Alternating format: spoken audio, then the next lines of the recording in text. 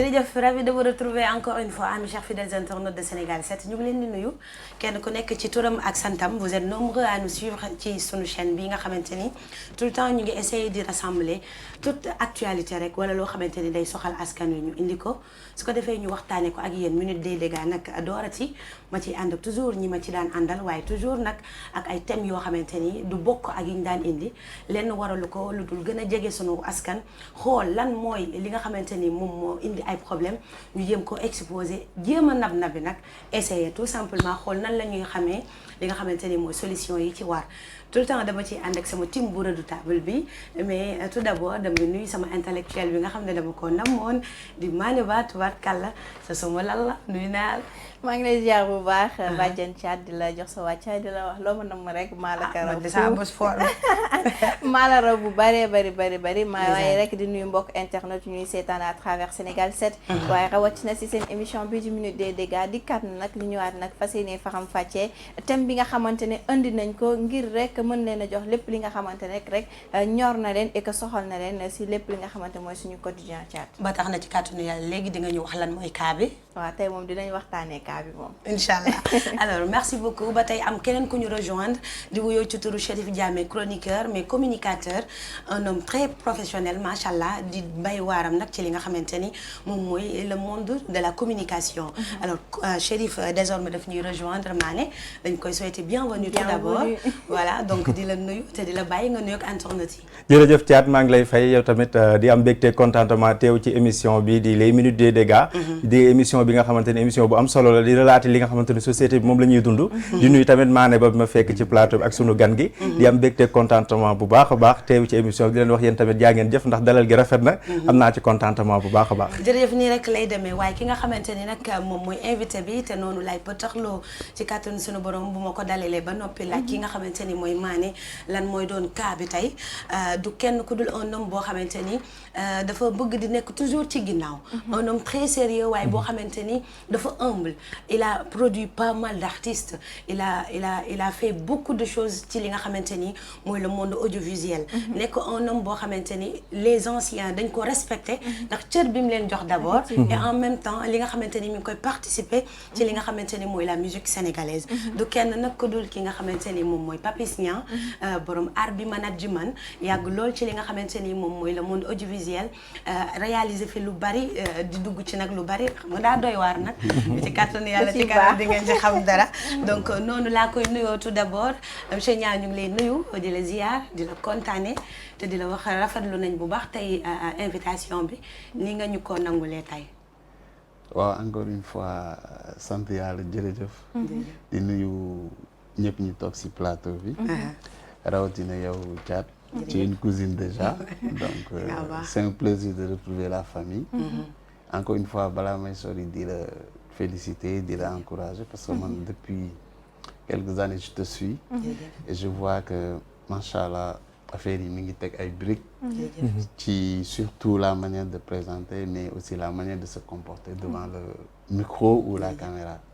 donc c'est un plaisir d'être là avec vous pour parler de notre culture de manière générale jërëjëf en tout cas merci beaucoup kontaan nañ bu baax ñun tamit fierté nga ci ñun ñëpp mais surtout le Sénégal parce que fu nekk da nga fay dem di yóbbu le drapeau Sénégal ci kanam dinañ ci xam dara alors Mané damay bàyyi nga ñaan kii rek kii di nu mu tuddati sa chéri koko bi su ko defee mu daal di dugal bàkk cas du jour bi rek ñu daal di dikkaat inch'Allah d'accord Abdou bu fekkee baax na rek ñu dem dikkaat léegi jox leen li nga xamante ne tey mooy cas du jour bi fii ci minute des dégâts léegi lay doon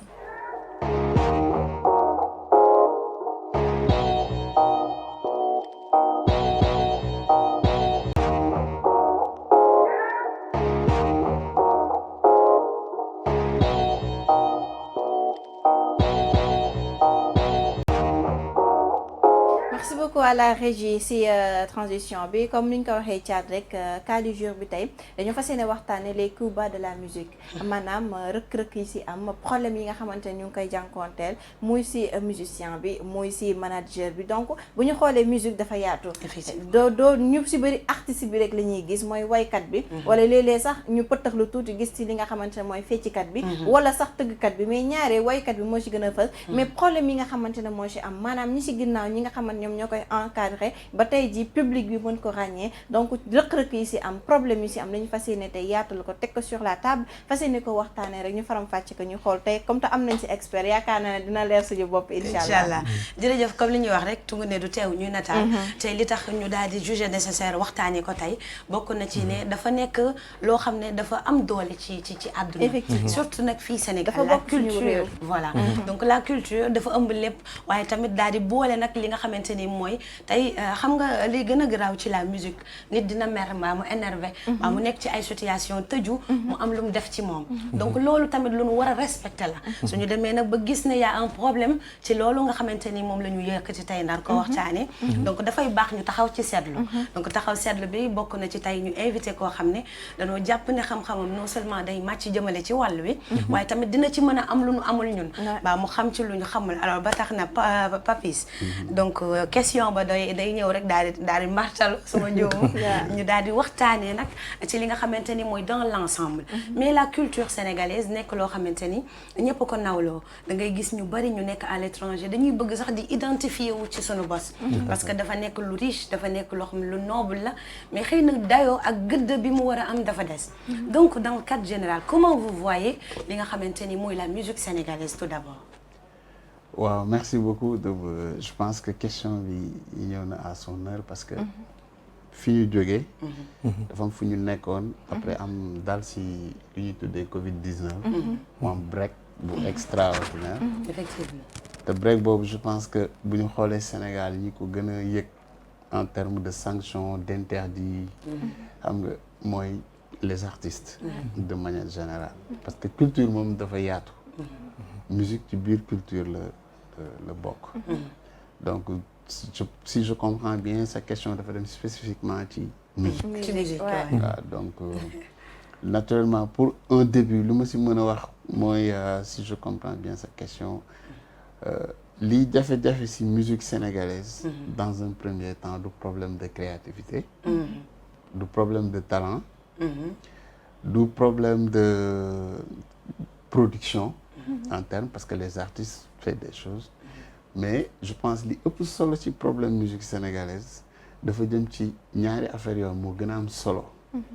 mooy d'abord le financement parce que musique ci àdduna bi fi mu toll yegg na niveau boo xamante ni su fekkee artistes yi koy def ci réew bañ koy defee amuñu accompagnement musique ba dafay des ci ñun. Je te donne un cas de figure très simple. Allez-y. Il y a 2 semaines, un mois, nos artistes yi nga xam ne ñi ngi dox Sénégal ñi ngi jóge fii di dem Côte d'Ivoire. foofu ñuy dem du ay promoteurs du ay maisons de disques ñoo organisé. C'est des artistes comme eux qui organisent, qui ont été accompagnés par les autorités, par des partenaires privés ba ñu mën a jëlee ay artistes Sénégal. di leen invité leen. D'accord. Donc nos artistes ñoom bu ñu demee sax je pense que dañu waroon am beneen jàngat foofu ne pourtant nous on est invité pas par des structures ou par des organisations mais par des artistes comme nous qui ont mis en place des choses sérieuses mu jëm ci ay festivals yu mag yoo xam ni dañuy dajale ay artistes yu jógee Sénégal France Ouganda Nigéria daje foofu donc artistes ya fa demoon dans un premier temps muy Wally festival bu ñu demoon il y avait à la tête Molaré qui gérait la chose. Si je ne me trompe pas, ce n'est pas le Fuméa. C'est ça. Non, le Fuméa, c'est actuellement. C'est récent, en fait. Ouais, c'est actuellement moom la Pape Diouf dem. Ouais. Donc bi Wally demoon ak bi Pape Diouf dem yëpp ay artistes comme ñoom ñoo ko mettre en place.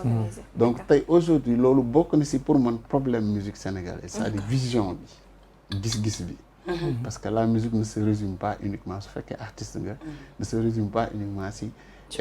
waaw damay def dara mu génn cartonné. mais gis-gis bi dafa war a dem 20 ans si sa kanam. large. waaye dafa war a am vision dafa war a am. une vision générale une vision de carrière.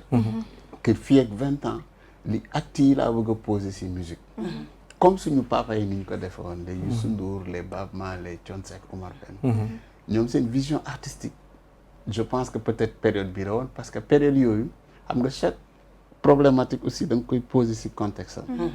peut-être que ñoom ñoo gënoon nekk ci environnement bu leen pousser ñu gën a nekk ci lu sérieux parce que c'était pas facile nga jógee ci état bu nekk woykatu mbedd jaar ci maquette jóge ci maquette gis producteur jóge ci producteur jaar ci ay diffuseur muy télé muy festival étape yooyu nag aujourd'hui dañ koy brûler da ngay tëb rek jaar ci diffuseur d'accord donc sérieux bi doon am fële tout en respectant plus avantage yi si am mooy à chaque étape yaa ngi am expérience yaa ngi am xam-xam yaa ngi jàng dara foofu dépasser étape boobu dem beneen étape jàng dara foofu parce que maquette nit da nga daan def 5 ans du am producteur d'accord aujourd'hui maquette ngay génne produit mu siiw nga ciy dem ay playback parce que y a des produits que j'entends niveau maquette lay am mais c'est consommé par le public parce que y a une nouvelle ère qui s'appelle internet qui est là qui donne la chance que tu sois talentueux ou non talentueux il te donne la chance maintenant laisse au public libre ñu choisir ni lii la ñu bëgg lii la ñuy consommer donc problématique bi posé mooy vision bi il faut d'abord qu'on ait cette vision de dire que aujourd'hui boo xoolee ci Afrique musique yu bari suñu dépasser un peu ce que Youssou Ndour Omar Pène Baaba Maal ce qu'ils ont fait terewul musique sénégalaise ci Afrique jëlagul tànkam teg ko ci kaw musique yëpp donte ñu def nañ ay jaloore parce que pour man jaloore mooy ñoom li ñu def ils ont des disques d'or ils ont des Grammy ils ont vendu des millions de disques ils ont partagé des scènes avec les plus grands noms de la musique du monde Youssou Ndour partagé na scène ak ay Peter Gabriel ay Sting même Alioune Mbaye Nder mi bokkul ci génération boobu sax participer na ci ay scène ak ay nit yu mag ci musique ci àdduna bi donc aujourd'hui am na solo suñu génération ñun ñu am gis-gis ni la chose ne se limite pas si dama def soirée mu fees ñu partager ko sur les réseaux ou bien dañ ma partager sur les statuts parce que tes statuts c'est tes contacts directs c'est les personnes avec qui que tu vis tous les jours tu les connais ku ne mën nga jaar ci turam ça c'est un public déjà acquis ça n'a rien à voir avec le monde entier d'accord parce que tey fi àdduna toll le nouveau marché de la culture de manière générale waxuma sax musique moo ci ëppale mais le nouveau marché de la culture c'est l'Afrique kii li mu sol nii lan la costume africain te lii tey boo demee Amérique man tout dernièrement si tournée bu ma defoon j'étais parti avec des tenues mais bi may ñibbi si indiwuma benn parce que bu ma sol dem si plateau tubaab balaa may génn ñëpp ñaan donc le nouveau marché si culture de manière générale rawatina musique c'est l'Afrique donc il faut que ñu am beneen gis-gis am beneen vision bu gën a sori budul xaaral ma ki génn na li xaaral ma génne. manque d'initiative. d'initiative bi waaw et de créativité. muy lu am solo loolu sax mooy la raison pour laquelle ba ñu conceptualiser cette émission. ndaxte jàpp nañ ne lépp lu ñu war a mën a waxtaanee dañ koy wax Mani Chérif. yéen it ñàkkul ne am ngeen ay questions yoo leen bëgg a wax Papis. laataa ñuy gën a wéyal. bon man personnellement dafa am lu ma wax li nga xamante ne tout le temps su may toog ak yenn artistes yi dañ ma koy faral di ko wax surtout ñu ndaw ñi la nouvelle génération.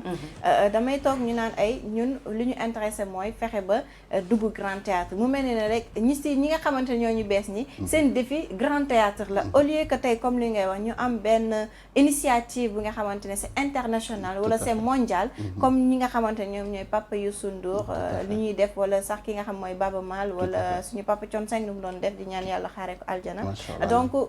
yéen tey déjà seen taxawaay ci nouvelle génération boobu lan la bon su may rebondir si sa souvent ñoom li ñu lay xam mooy seen objectif duñ ci sànni xeer personnel waaw duñ ci sànni xeer parce que war na nekk objectif un jeune qui vient de démarrer war na am objectif ni je dois remplir le grand théâtre mais dafa war a nekk ci ay point dafa war a nekk ci benn point par rapport des milliers donc warul nekk rek objectif fixe que su ma defee grand théâtre c'est parce que j'ai touché le plafond non c'est une étape par rapport ak yu bari yoo war a def ci sa kanam bon ku si mel ni man parce que man damay refuser toujours nekk kuy amuser la galerie maanaam kuy nekk ci loo xam ni man si sama bopp maa ngi koy def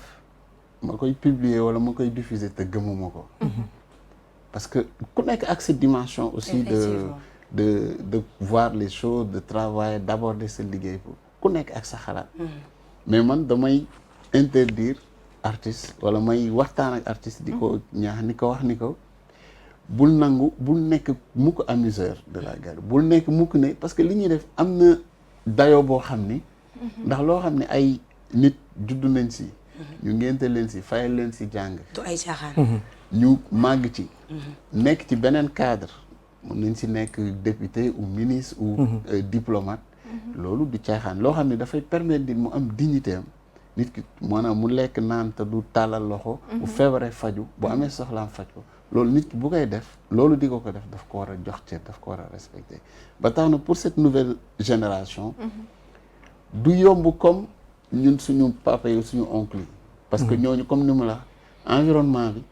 moo leen imposer déjà une éducation fii environnement bi mooy favoriser si je peux dire ainsi ego trip maanaam mooy favoriser nga naan man la affaire bi man la parce que la diffusion elle est facile avec ton smartphone tu crées ton propre buzz sa communauté topp la loolu mën na la emporter ba yow sérieux ak discipline bi waroon am si sa liggéey doo ko si def parce que tu fais moins d'efforts et tu es suivi alors que il y a 20 ans ou 15 ans derrière ou 30 ans derrière les gars faisaient 1 million de fois ce que tu fais te du peut-être du sax exister toi donc situation boobu bu amee pour man dañ ko war a exploiter te comme lu ma la sànq man la Afrique mooy nouveau marché culturel bi surtout ci musique je pense que suñu amee tuuti sérieux ak gëstu parce que dara boo koy def kenn interdirul ku nekk mu ñëw nekk artiste parce que c'est bien beau de se dire je suis artiste soit nga ni producteur nga wala promoteur nga wala manager nga wala artiste nga wala danseur nga wala da ngay def poésie c'est tout à fait normal ku nekk am nga ci droit parce que domaine boobu yàlla moo ko wàcce ci àdduna te lu sérieux la parce que ba àdduna sosoo ba tey ci jamonoy Égypte ba tey dafa am secteur boo xam ne c'est les gens qui assurent di offrir ñeneen ñi bonheur bu ñu jógee guerre wala bu ñu defee donc métier bu mës a exister la te am na ñoo xam ni si seen deret la ko yàlla mës a def d'ailleurs balaa nga koy xam bu meer ki ne laam wooyee ak keneen ku dul wooykat dafay am différence da ngay gis donc talent la yàlla moo koy def si maintenant nag bu fekkee ni yàlla def na talent boobu si ñenn nit ñi ñeneen ñi def ko si ñoom mais ñeneen ñi xëccu ne nañ ko nekk mënuloo si dara tu laisses le public juger beneen problème bi ñu am mooy problème public Sénégal ñun dañu am problème public encore waaw parce que duñ koy faral di wax nag boo laajee artistes yi seen jàmbar yëpp mooy piraterie bi loolu moo tax ñu invité la sa wax boo leen laajee ñu piraterie bi mais pirate bi dafa bokk ci critère public bi benn la si comment parce que kiy jënd pirate consommateur la Pape Diouf ou Wally ou Assane Ndiaye day génne mu neex ko mu ne da koy jënd su fekkoon état d'esprit am àgg na si comprendre ni kii avant muy génne lii dafa fay atelier fay répétition fay studio fay ay musicien fay réalisateur mu def clip fay communication large muy panneau d'affichage muy seen site bi ku fi ñëw di pub dafay fay muy télévision muy hologramme muy jacket tout un tas de trucs booy fay mu bu comprendre état d'esprit nit li investissement la comme tey ni muy demee si boutique bi nii jaay ma tàngal wala jaay ma kimmachi bu dul kimmachi du ko jënd excusez-moi de la pub noonu la nit ki waroon comprendre ni su ma jëndee pirate bi ka moom yëfee day du jariñu ma ko dara dafay daan te bu ëllëgee du mën a produire la donc loolu état d'esprit la bien sûr beneen bi stop mooy pourquoi au Sénégal ñu comprendre que ñu am musique bu tudd musique populaire bi gën a populaire parce que du Sénégal du mbalax rek lañ fiy jouer te musique boobu jusqu'à présent mënagul nekk industrie parce que en grande partie le public ne joue pas son rôle d'accord parce que jënduñu ko te marchandise bu jarul wax dëgg yàlla ñu koy defar usine ba du mën a évoluer tout à fait donc foog marchandise bi jar usine ba di yokk matériel bi di yokk production bi di ko gën a parfaire di ko gën a defar di gën a wut ay matériel pour gën ko defar consommation li ñu lay jox ci produit en gën a am qualité li ñu lay jox ci produit gën a baax mais aujourd'hui su fekkee ñun suñu public bi nga xam ne moom la ñu am surtout nag li ñu gën a sonal mooy àdduna bi dafa évoluer ba musique ci plateforme lañ koy jaay te plateforme pour nga jënd ko da ngay am carte bu amul carte mënoo jënd musique ci internet donc tey par rapport ak musique sénégalaise jot na ñu waxtaan ci lu bëri loo xam ni dinañu permettre la production mën a jar parce que tey artistes yi ngay gis yëpp koo ci wax danaan la su ma jéewul du ma dund donc tey benn ressource lañu am je parle bien de lu normal waxuma artiste bu ñaan xaalis wala am géer mais li nga xam ne musique moo sa métier moo la koy may muy nga ngay def spectacle ut salle bi ut matériel bi jël technicien ñu ñëw éclairer ñi def décor nga indi sono nga indi musiciens yi ñu jouer nit ñi fay entrée loolu mooy liggéey bi ça n'a rien à voir ak dem si nit mu may la xaalis kooku nit ak nit la mais liggéey bi tey boo xoolee su dul loolu rek artiste bi il s'en sort pas du amul fu muy gagné. macha allah muy lu am solo débat bi tamit fi ñu ko soxlawee woon ñëwee na fa. mais Chérif dégg nga boobu ba tey kii di Papis mi ngi joxe ay analyse mais aussi mi ngi joxe ay explication tout à fait par rapport ak Kuuba yi. donc yow tey par exemple boo pare woon pour laaj ko benn question. pour xool rek li gën a indi affaire yooyu tam. ci ban côté nga koy accentuer. voilà donc man gis naa ni moom boobu ba léegi mu ngi analyser c'est une analyse très profonde et da ngay xam ni kii c'est une personne qui parle la personne qui parle elle parle en connaissance de cause li muy wax xam na ko te maîtriser na ko mais ba tey man gisaguma ñu dugg au fond du sujet muy les coups bas parce que coups bas yi mooy li nga xamante ni ndax sa xëm ndax yam ci suuf c'est yooyu noonu ñu def waaw yi ñu def ci suuf yi nga xamante ni tamit bokk na ci li gàllankoor xëy na musique sénégalaise parce que bu ñu xoolee musique sénégalaise en une partie voilà parce que boo xoolee début bi ba jëm Youssou Ndour ñi mu lim noonu ba ci tey ji nouvelle génération bi da ngay sentir ni évolution bi dafa tàggatémé maanaam dafa lente on peut dire même que ça n'évolue pas voilà donc loolu xëy na ku bàyyi ci suuf tamit mën na ko parce que des fois di nga gis artiste boo xamante ni day mën a wëy lool nga dégg ko xam ni kii ku mën a wëy la mais du am avancement nga gis koo xamante ni kii fee la muy fent xëy na demeewul noonu moom sax sànq wax na ko kon mu gën a mën a am benn kii bi donc xëy na ku bàyyi ci suuf moom dinañ ci gën a ndax moom manager la donc xëy na dina manager ay artiste dina gis des fois yoo xamante ni day am ci suuf donc ci ñuy gën a mënee ñëwal ci loolu ñu mën a gën a xam ku bàyyi lan la gàllankoor ci musique sénégalaise ak parfois lan moo koy indi effectivement donc ma nga noonu Papis nëgg sa rëxi nag yi nga xamante ni lu warul ñàkk la bokk na ci la concurrence malsaine voilà la jalousie bokk na ci fans yi nga xam ne buñ waxee fii dem wax fale donc bokk na ci ñi lay gëmloo ne yow la te fekk am na lu bari lu des bokk na ci Papis Nia buy manager cat ne ko maa bañ ni laa koy defee voilà donc yooyu yëpp donc dafa am yu moo xam ay retombées lay jur nga dikk ci tuuti s'il vous plaît non au fait dañ ko laal nag c'est normal mu ree waaw non au fait de manière en fait lu ma bëgg a wax mooy si domaine bi ñu nekk ku nekk da nga am sa rôle bon moom xam na ma un peu moi je suis fédérateur man mon rôle c'est non seulement fédérer mais mën naa gis lu yàq ma defar ko te kenn du ko yëg te pour man musique maanaam lu ñuy xëccoo parce que nous sommes très nombreux et le gâteau est très petit donc naturellement dina am jalousie dina am ay coups bas dina am concurrence dina am yàqalante li si gën a am solo rek pour man mooy bu ko artistes yi di def fan lay feeñee c'est la presse donc pour man le gros du travail nga xam ne moo war a affaire bi moo ci war a sotti ndox wala moo war a changer donne bi c'est à peu près la presse. Laisse-moi terminer mon point. Parce que ça va dafa dugg mais xam naa ni dafa bëgg plus polariser débat bi. Non, mais loin de là parce que suñu thème loolu la c'est les coups bas de la musique sénégalaise. Donc il faudra que aussi moom mu def analyse aussi. Voilà te keroog ba may seetaan buub su ma wax bu am solo. mu ne soo dee un homme de culture da nga war a ragal buzz. Tout à fait parce que ki nga xam ne nag comme ni ma ko waxee day amuser la galerie wala en quelque sorte. su fekkee ñi man dañoo daje day am problème il est obligé de créer du buzz pour exister ça peut se comprendre parce que environnement artistique moo mel noonu ndax li olof naan ku mën du siis bu la yàlla dimbalee li ngay def yàlla may la ci xarañte bu nit ñu bari dajee di ko def même boo nekkee dernier sa doo tiit parce que xam nga boo ñëwee di nga def sa waar contrairement ak ki nga xam ni day compliqué li muy mën a def rek mooy dugg ci loo xam ne dinañ ko tudd par force maintenant nag moo tax man la foofu la liggéeyu presse wala amee doole. léegi parce que foofu select bi attends j'arrive rek. aca ñëwal parce que tey da nga ñoo classé la majeure partie yéen non du classe ndax waxtaan la xam nga lu tax Papis dagguma la sax xam nga yéen da ngeen a nekk ci loo xamante lu noble la tout à l'heure wax naa ko musique dafa neex te day dafa bëri lu muy rafet ni effectivement mais tey am na ci fu muy génnee wala muy senn ci yéen yéen a war a defaraat kon seen toogaay waaw non loolu. maanaam bu nekk ci kaw ba ci suuf non loolu yow li nga wax ni question de staff la.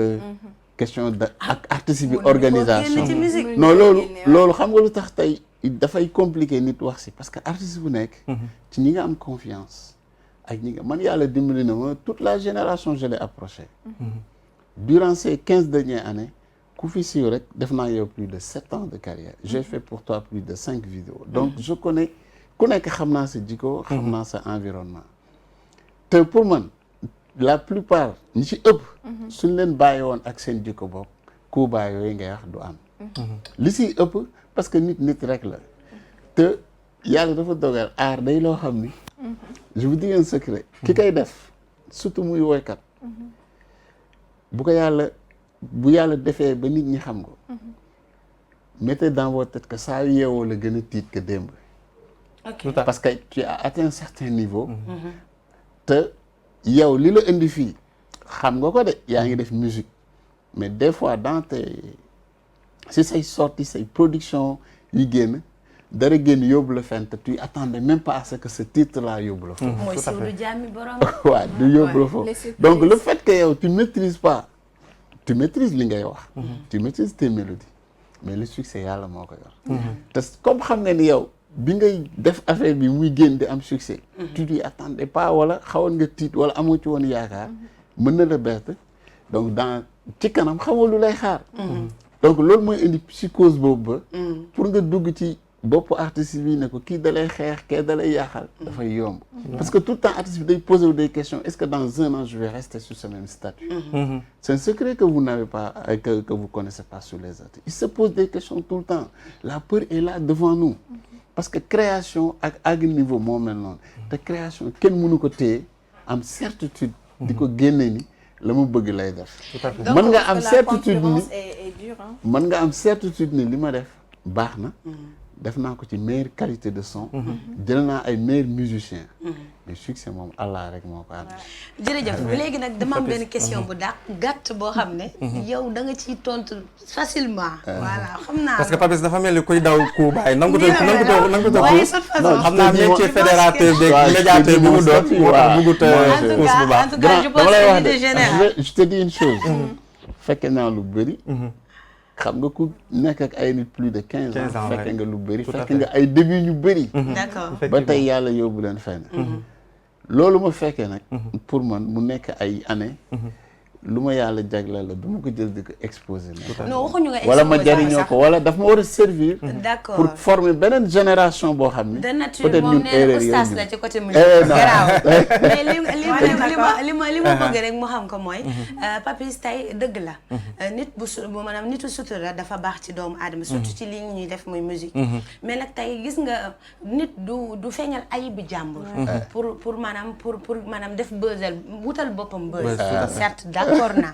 man je suis d'accord waaye tamit dafa am loo xamante ni faw nga fësal ko pour ki defarul woon toogaayam defar toogaayam parce que loolu tam daf ci am solo wala ki bëgg a dugg ci musique gën a waajal boppam conceptualiser émission bi juge nécessaire ne war nañu waxtaani ci ku bàyyi bëgg a defar moo ñu tax a jóg mais ce n'est pas pour bëgg buzz parce que tam minute des dégâts dafa am conceptualiser boppam concept boppam te nit ñi liñ ciy xaar mooy mën cee jukkee ay solution léegi nag j'ai une question boo xam ne dama bëgg a xam génération bi fi nekk est-ce que comprendre nañu gestion wu succès ak gestion wu li nga xamante ni moom mooy célébrité non la plupart comprendre nañu ko parce que bu comprendre que ni ak carrière du moins voilà tout à fait comprendre que ni être célèbre c'est même dangereux parce que yow boo xasee bu siiw lii nekk ci say mbagg bari boo xamante ni ci comportement surtout nag nit say jëf ak say wax ak coow bu lay topp ni muy impacté ci yow sa famille ci ñi nekk ci sa ginnaaw effectivement tu n'as pas droit à l'erreur tout à fait maintenant bu fekkee say li caat di wax xëy na peut-être comme nu ma la ko waxee rek li olof naan bu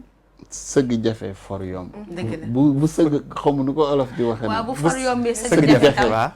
bu for yombee sëgg Sëgg jafe, jafe tout à fait. léegi for nag dafa yomb maanaam être visible être connu dafa yomb. Ouais. donc faw maîtrise bi dafay jafe. parce que temps bi mooy li ma la wax rek. temps bi nga waroon def pour am une maîtrise. de lan mooy art lan mooy li may def nii lan la ban sens la am. fi mu ci jógee à chaque étape lan la ma yar lan la ma jàngal. temps boobu amul. temps bi nga am mooy tu rentres dans la musique t'as même pas le talent parce que ki nga xam ni mën nga ko seetaan si vidéo clip. bëgg ko.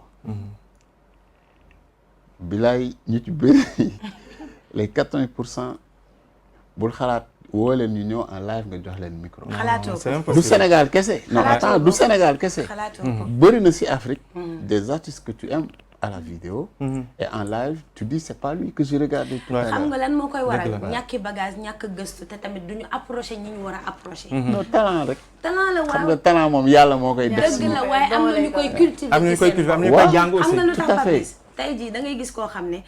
ñun génération bi xamante nañu ambiance la ñuy gën a def ko ñu mën a jàngal tax fi mu ne fii ku bëgg a jàng da ngay wuti sa bouquin toog lire mais du par exemple du la majeure partie des artistes ñoo la ko mën a jox ñi ngi def erreur nag parce que ñun suñu rôle. ouais nous tous les créateurs. ouais muy ñi nekk si vidéo ñi nekk si musique.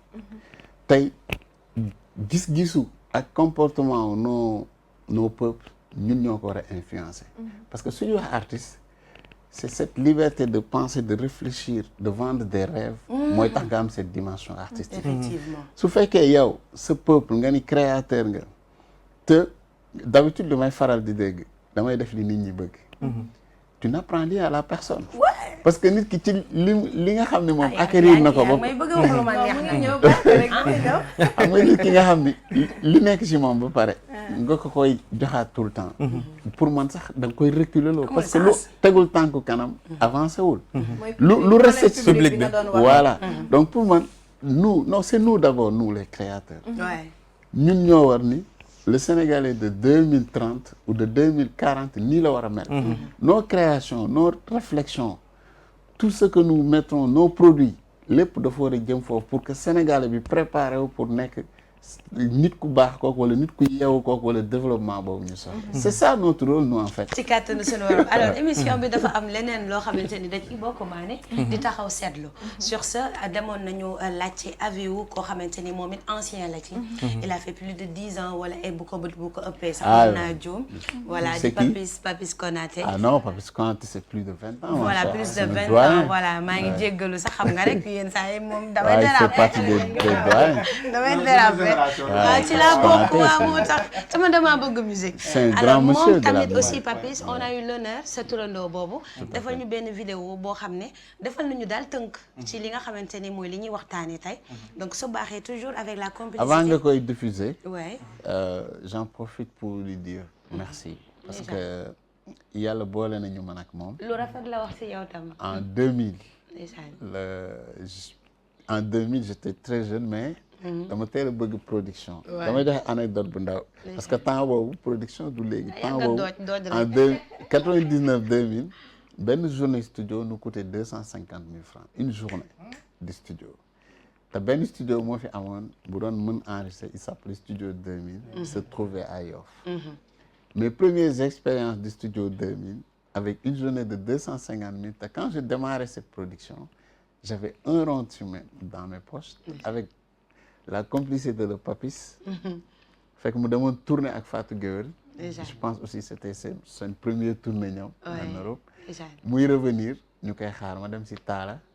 ne ko y a un gars que je vois il s'appelle Papis Konaté maa ngi koy gis mais gëm naa ne album bi bu ma ko joxee dinaa si am ndam année boobu pratiquement li cartonné yëpp c'est lui qui l'a fait parce qu'en 2000 Papa Ndiaye Guewel Ndeye Diarra Gueye Abdou Guité Ndongolo donc pratiquement mu mel ni yàlla dafa boole suñu wërsëg yi flamme Vraiment. si lu bëree bëri quoi donc c'est un grand monsieur que je respecte. Que tout le monde respecte d'ailleurs. Vraiment macha allah alors su baaxee rek Bijou wala Abdourahmane ngeen tegal ñu reportage bi nga xamante ne jotoon nañu koo defal fële ca Abidjan ndax nekk fi sinon day ñëw toog ak Papis mais comme nekk fi moo taxoon mu defal ñu vidéo boobu donc ñu dem déglu ko daal di ñëwaat à tout à l'heure. leen nuyu waa ñi nga xam ne ñëpp ñi toog ci plateau bi ñu war a waxtaanee maanaam feebar bi nekk ci tey musique sénégalaise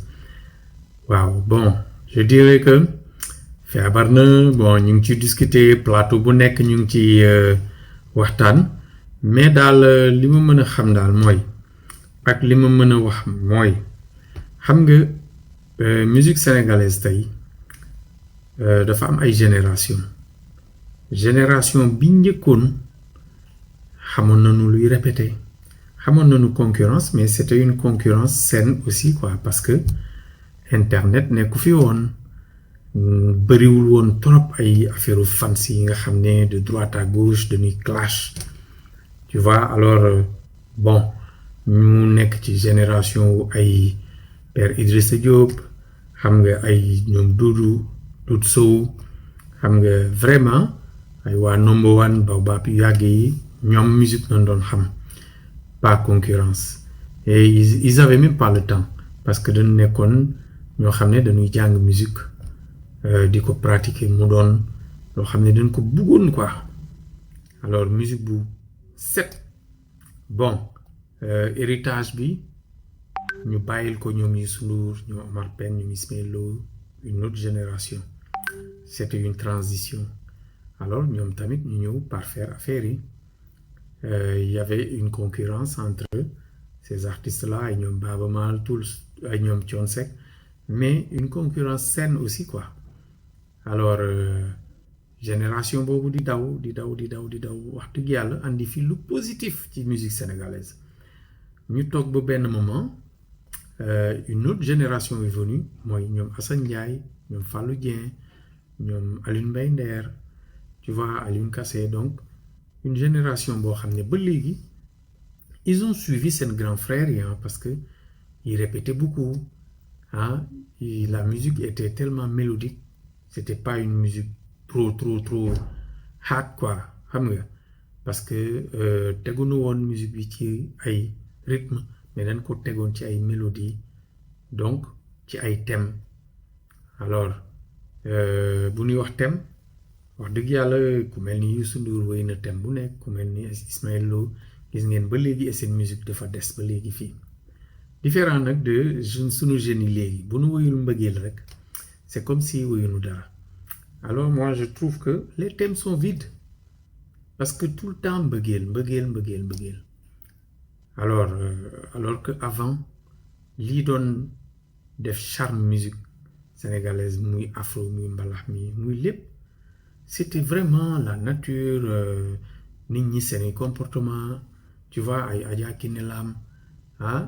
ya muy yedd si seeni wëy ay xaar mbay yooyu yëpp vraiment dañ ko gisatul parce que ñoom ñëpp dañu jël rek maanaam benn thème mooy mbëggeel moo tax amatul diversité ku nekk nag ak sa façon ndax mbëggeel neex na gaa mais ku nekk ak sa façon noo koy wëy mais ça ne change pas et boo xoolee ba xool benn morceau boo ko génnee tey lu mu neex 2 mois après ñu jël ñu teg ko nele donc c'est des choses yoo xam ne qui sont là mais qu'il faut accepter aussi parce que c'est la nouvelle génération parce qu'après génération wu ñoom Assane Ndiaye et consorts ñoom Alioune Mbaye Nder il y a eu une autre génération qui est venue c'est la génération ñoom Pape Diouf ñoom Abdou Guité ñoom Yves Niang tu vois ñoom Abou Thiouwalo tu vois donc ba ci Wally Seck sax moo mujjee ci génération bi tey Wally Seck ak Sidi Diop ay ñoom El Hadj Keita Tarba Mbaye ñoom c'est l'autre génération qui est venue après ñoom Pape Diouf ñoom Abdou Guité et consorts ñoo gën a récent ay ñoom Thiat Seck tu vois donc ci génération ñoom Pape Diouf y avait ay Ndongo dem si yàlla si macha allah alors àddina nag mooy dox parce que il faut ñu koy nangu nag man ci sama gis-gis transition la façon bii léegi jeunes yi di def musique léegi c'est différent ak avant parce que léegi c'est beaucoup plus folklorique boo leen ko remarqué c'est beaucoup plus rythmique ba nga xam ne ñun sax dañuy am conflit ñun ñi nga xam ne xëy na xaw nañu nekk ci génération bu ancienne bi dañuy am ay conflit entre ñun ak booy musique sénégalaise moi je pense que ñu ngi ci benn transition boo xam ne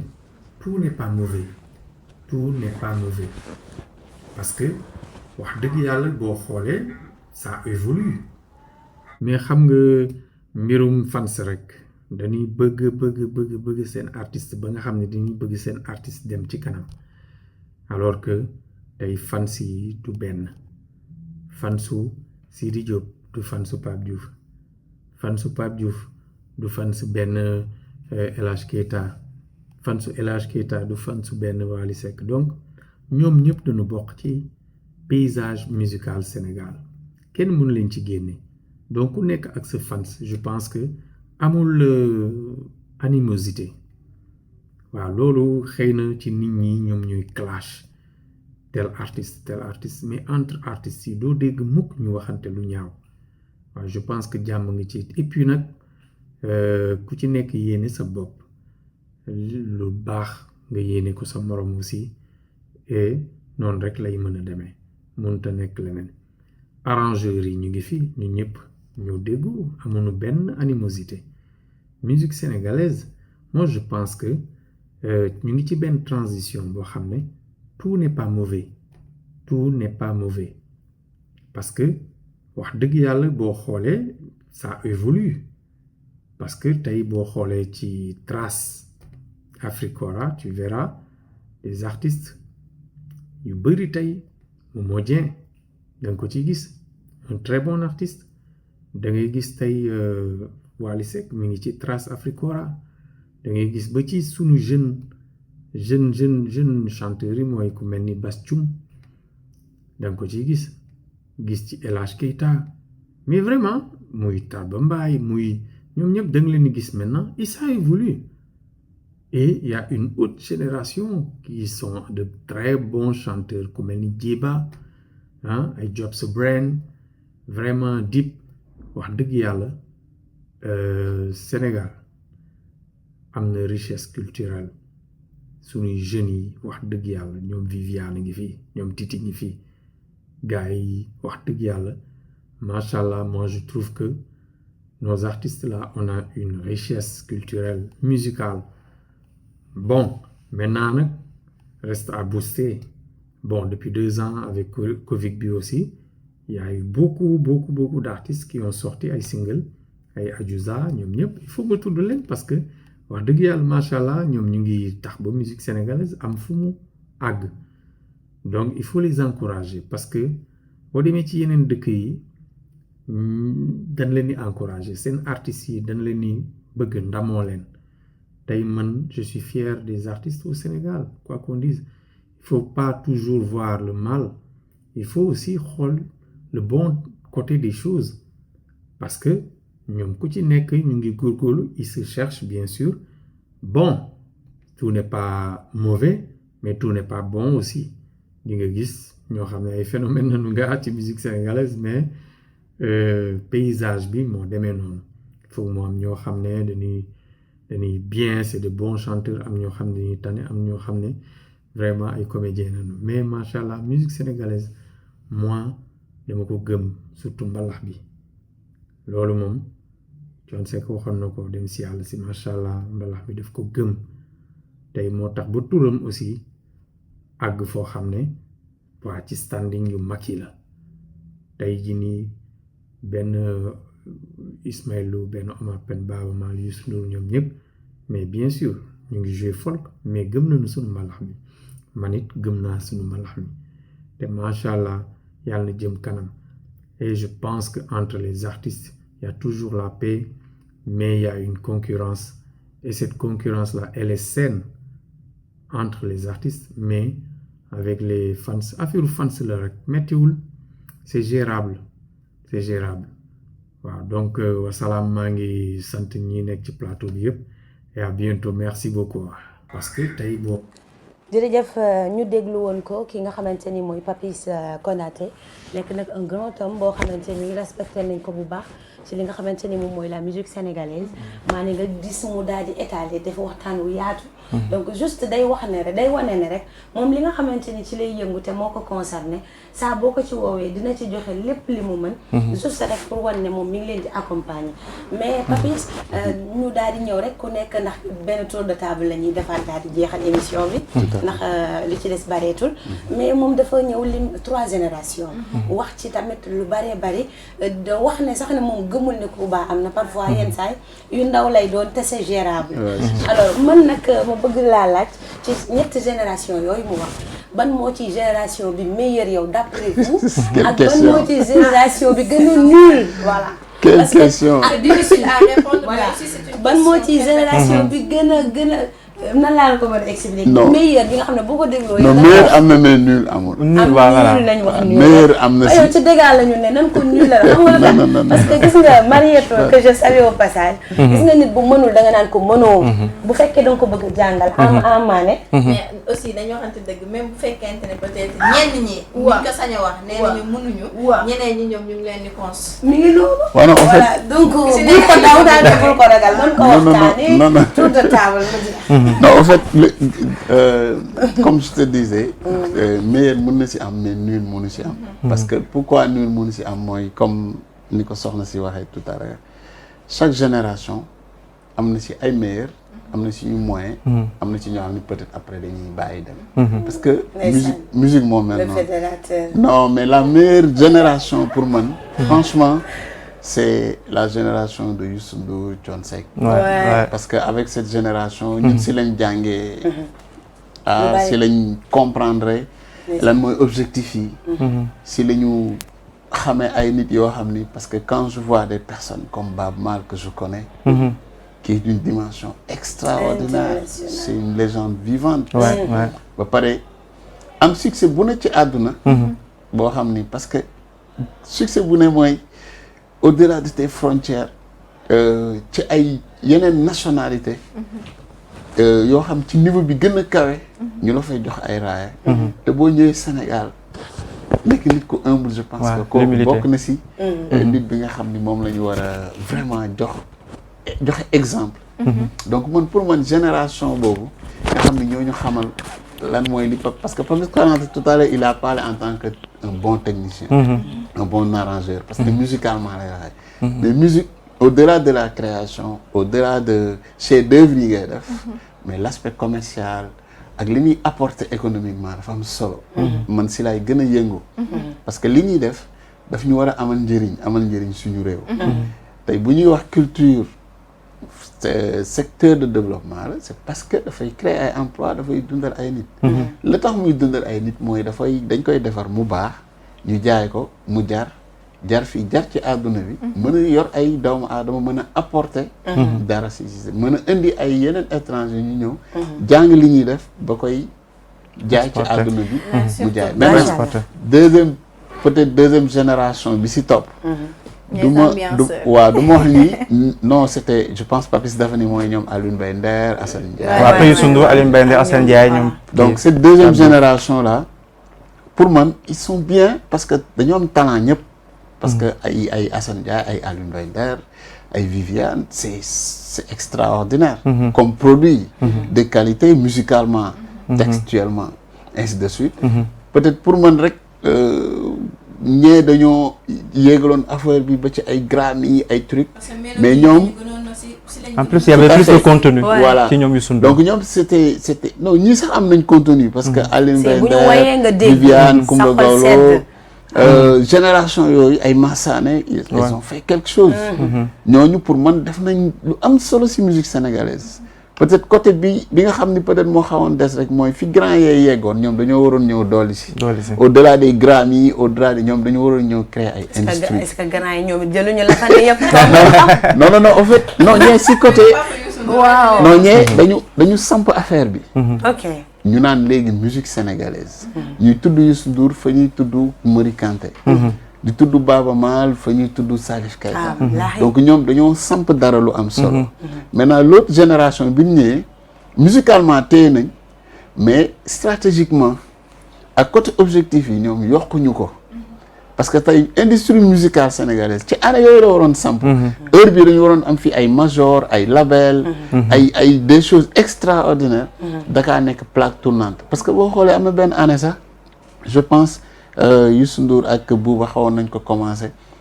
woon mettre benn festival bu doon DK 2000 je sais pas quelque chose comme ça affaire yi commencé woon na taxaw mais par la suite génération boobu xëy na tamit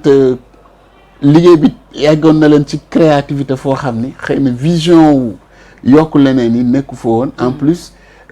succès période boobu la gënoon a neex pour man parce que da nga daan xool moi je me rappelle am na album yoo xam ne bu daan génn non franchement c'était des émeutes album buy génn gendarmerie day ñëw non je te jure camion bi taxaw devant place Talla Diagne Sénégal yëpp faax ku nekk yor sa xaalis pour jënd album et ça c'est des images malheureusement qu'on n'a pas pour montrer que ñii ñuy wax naan dañu xew yi wala dañu dépassé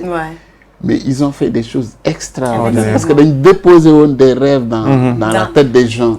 et c'était important machallah donc génération boobu moom man loolu rek laa leen xaw a peut-être léegi bii nag bii ci gàttal bii non bii mënaguñ leen juger xam nga lu tax parce que dara ak liñ fi jot a wane tuuti non xam nga non je m'explique parce que ci bu gaaw je m'explique parce que dara boo ci nekkee 10 ans ci ngay màgg il faut ñu doxaat leen 5 à 10 ans par rapport à vision yi par rapport ak gis-gis yi surtout staff yi nekk ak ñoom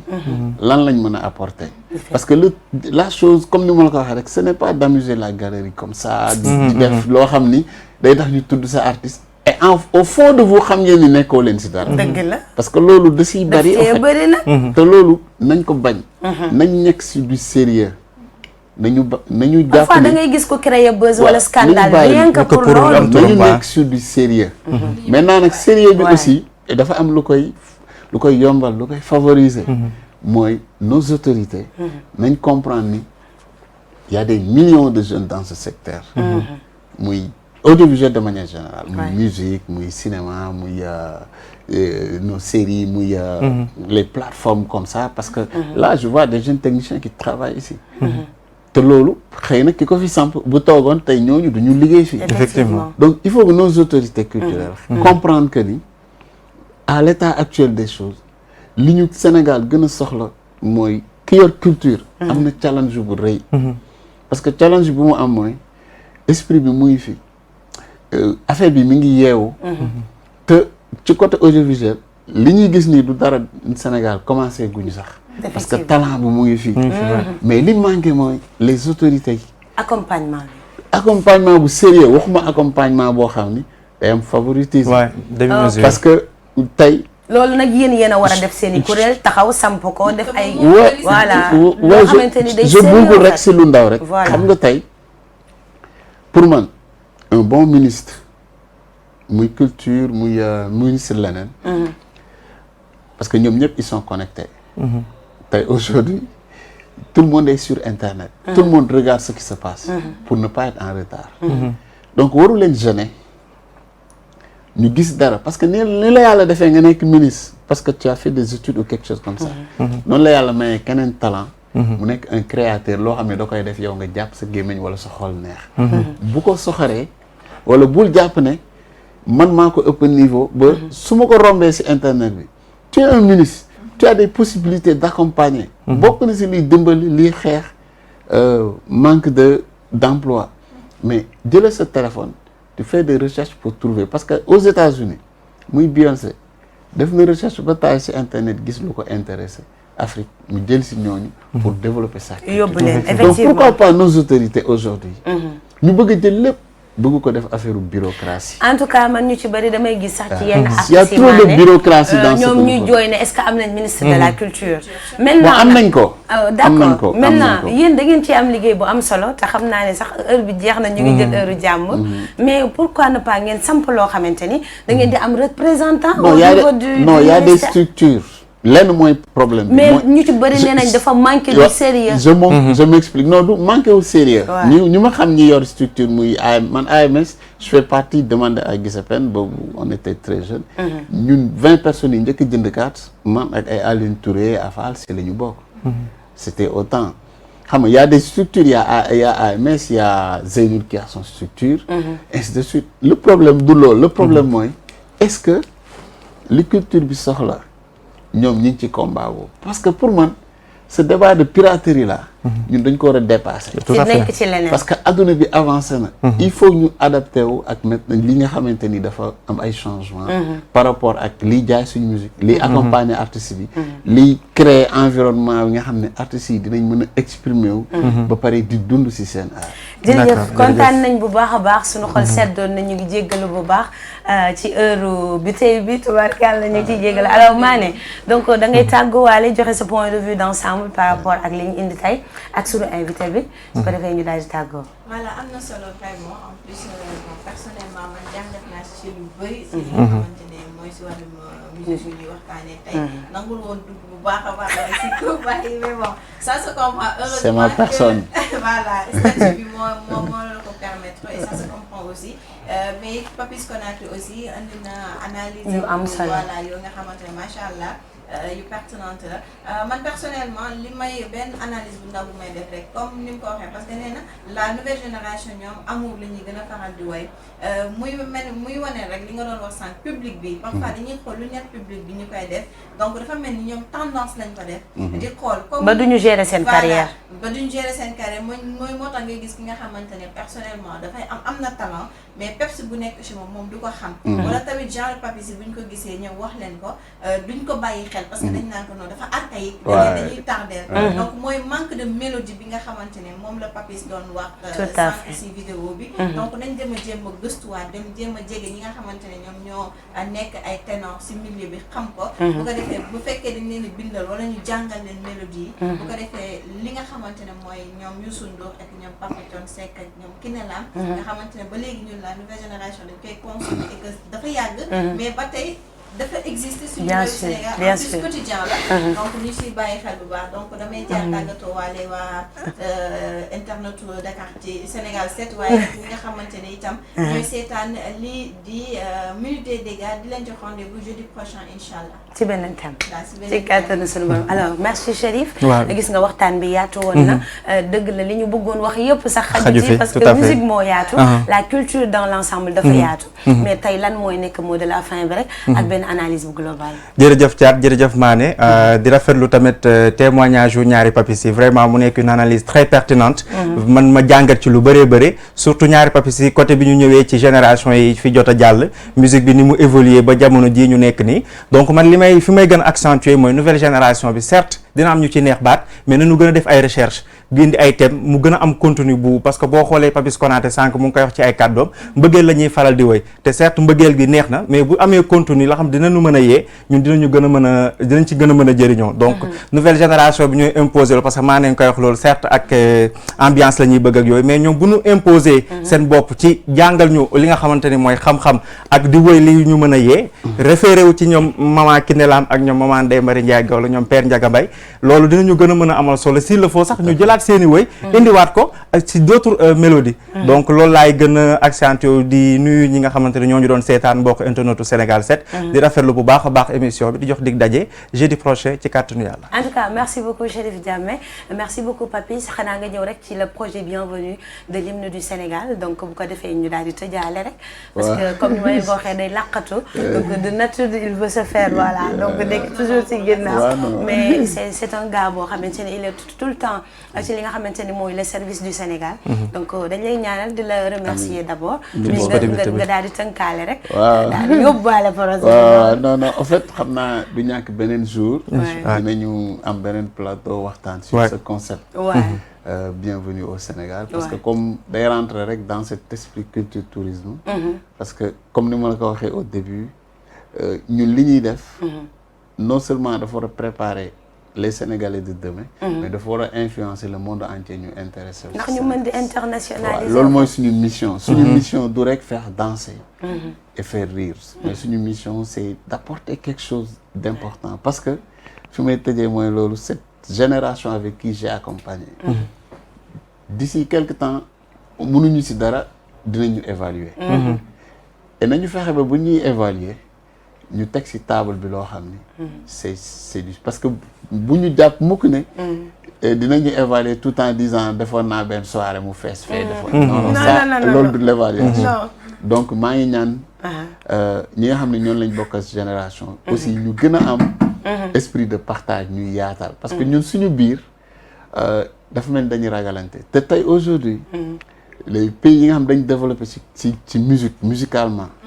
seen musique développée muy États-Unis boo ñëwee en Afrique c'est le Nigeria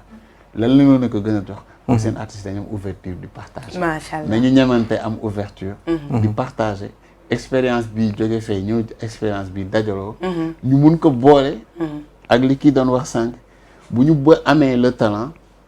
boole ko ak l'opportunité de l'internet. je pense on peut séduire le monde entier. macha allah merci beaucoup Papis Niang la woon moom la ñu invité woon ci émission bii di minute des dégâts tey ñu doon jéem a xool rek lan mooy feebar bi nga xamante ni moo nekk ci biir musique sénégalaise ak lan moo koy tere avancer comme ni yeneen musique yi di avancer ba tax na ñu dippee ko woon les coups bas dans la musique sénégalaise merci à tout le monde surtout ñi nga xamante ni ñu ngi ñu doon seetaan te di safoo tout le temps émission bi le ndax dafay faire pas dafa bokk ci émission yi nga xamante ni toujours maane dañuy xool li nga xamante ni doxul waxuñu ko pour ŋàññ kenn waaye jéem a xool ñun selon ak ñi ñuy invité nañ leen ciy indee ay solutions. juste à terminer voilà remercier d'abord mon équipe les gens avec qui je travaille parce que du man rek maa man mention spéciale à Marietou voilà Marietou Papis qui est mon presque mon fils aîné, mon petit frère et tout, Libas, Silman, tant d'autres personnes. Mais aussi dire un grand merci aux artistes qui ont eu confiance à mes talents, mes connaissances depuis des années, qui me disent parce que image artiste mooy léppam. su la ko jëlee jox la ko c'est pour survivre. donc on leur dit vraiment. merci ñun tamit ak ñi nga xamante ne ñoom ñoo di doon seetaan di remercier bu baax ñi nga xamante ne ñoo équipe bi ñu àndaloon Abdourahmane Fall Bijou ak ñëpp ñi nekk ci seen ginnaaw restez scotché nag ba tey ndax di ngeen ànd ak ki nga xamante ni moom mooy bi tey ci les grandes éditions ak lépp lu émission politique ñu ngi jéggalu bu baax nag ci heure bu xaw a gudd bi mais merci à tout le monde di remercier Marietou ak toute l'équipe technique bi nga xamante ni ñoom lañu àndaloon d'ici là portez-vous bien et passez une excellente soirée. C'est bon? jaajëf waay. Plateau coupé.